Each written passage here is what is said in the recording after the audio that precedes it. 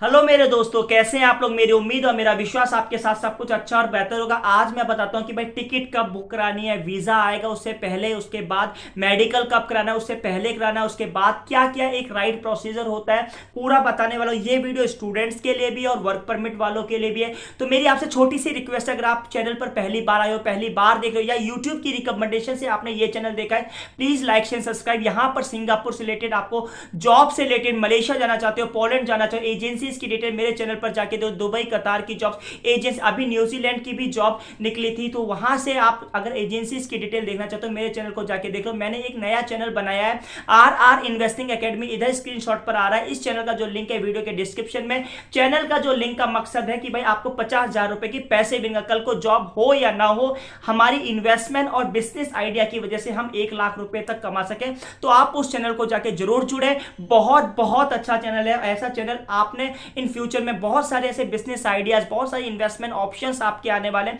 कि 10 साल के बाद एक आप अपने आप को फिनेंशियल फ्रीडम की लाइफ जी सके। अब बात करते हैं आज के टॉपिक के ऊपर। सूरज दिलवान का जो था, वीजा के बाद एमओई अप्रूवल के बाद फ्लाइट बुक करें या पहले ही कर सकते हैं। तो देखो ये इनका सवाल है और सवाल जायज भी है, क्योंकि देखो ऐसा जब हम सिंगापुर आते हैं तो सबसे पहले 2 तरह की कैटेगरीज हैं सिंगापुर आने के लिए। तो वीडियो को पूरा देखना, स्किप मत करना। सब अगर ये स्टूडेंट्स के लिए भी है और वर्क परमिट एस पास किसी भी परमिट पर आ रहे हैं उन सब के लिए। तो सबसे पहले आपने सिंगापुर के लिए जब डिसाइड करा है Singapore as a student visa के लिए, तो सबसे पहले आपके पास वैलिड पासपोर्ट होना चाहिए। जब आपके पास वैलिड पासपोर्ट होगा, उसके बाद जब आप स्टूडेंट वीजा अप्लाई करेंगे तो पहले आपके डॉक्यूमेंट्स होगा, ऑफर लेटर कॉलेज से आएगा, फिर उसके बाद MoE ICA approval ministry of education से, एंड आईसीए जो इमिग्रेशन यहाँ का चेक पॉइंट अथॉरिटीज सिंगापुर की है, वहां से आपको अप्रूवल मिल जाएगा। उसके बाद आपको मेडिकल कराना है। उसके बाद इंडिया में भी मेडिकल कराना और इधर भी होगा। मेडिकल इसलिए कराया जाता है, मेडिकल क्यों कराया जाता है इसके लिए भी जो कुछ होता है। कभी अभी मैंने पिछले हफ्ते एक न्यूज सुनी थी, एक बांग्लादेशी भाई सिंगापुर में 8-10 दिन के लिए आ गया, उनको यहाँ ट्यूबरक्लोसिस था तो उन्हें वापस जाना पड़ा। तो कि कुछ ऐसी मेजर डिसीजेस ना हो तो भाई पहले फिजिकल फिट वहां पर चेक करना पड़ता है। उसके बाद तो एक मेजर एडवांटेज होता है, आपके लिए भी फायदा, आप इधर आ रहे हो उसके लिए भी फायदा है। क्योंकि देखो ऐसा है, अगर आपको कोई डिसीज है या कुछ है, यहाँ पर आप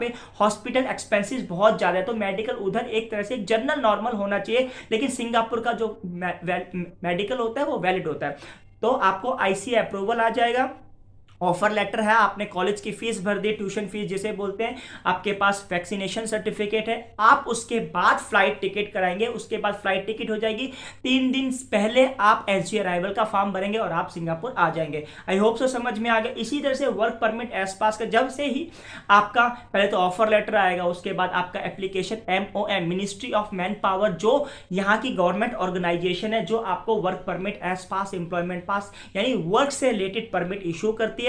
जैसे ही आपका IPA in principle approval letter आपका आ जाएगा, आपको ईमेल के द्वारा मिल जाएगा, थ्रू एजेंट के द्वारा या किसी के भी जरिए ईमेल से आपको मिल जाएगा। आपको प्रिंट आउट कराना है, आपके पास आईपी अप्रूवल है, पासपोर्ट है, ऑफर लेटर है, आपके पास इसका इंश्योरेंस है, कोविड-19 का इंश्योरेंस का जो टिकट है, जो अगर कोविड-19 अगर वर्क परमिट पर आपको इंश्योरेंस खरीदना पड़ेगा, स्टूडेंट के लिए भी इंश्योरेंस होता है, अगर आसपास और इसके लिए जरूरी नहीं है। उसके बाद आपके वैक्सीनेशन सर्टिफिकेट होंगे, फिर आप फ्लाइट टिकट खरीदेंगे। जिस दिन की आपकी फ्लाइट है उसके 3 दिन के अंदर एसजी अराइवल कार्ड भरना है और आप इधर सिंगापुर में आ जाएंगे। ये एक प्रोसेस होता है। तो कहने का मतलब आपका प्रोसेस एक जर्नल क्या होता है, सबसे पहले ऑफर लेटर होता है, चाहे वो स्टूडेंट का हो या वर्क परमिट का हो। उसके बाद आपका अप्रूवल लेटर आता है, जिसे इन प्रिंसिपल अप्रूवल लेटर, चाहे स्टूडेंट्स के लिए आईसीए से होता है, और जो वर्क परमिट का होता है मिनिस्ट्री ऑफ मैन पावर, जिसे बोलते हैं आईपीए।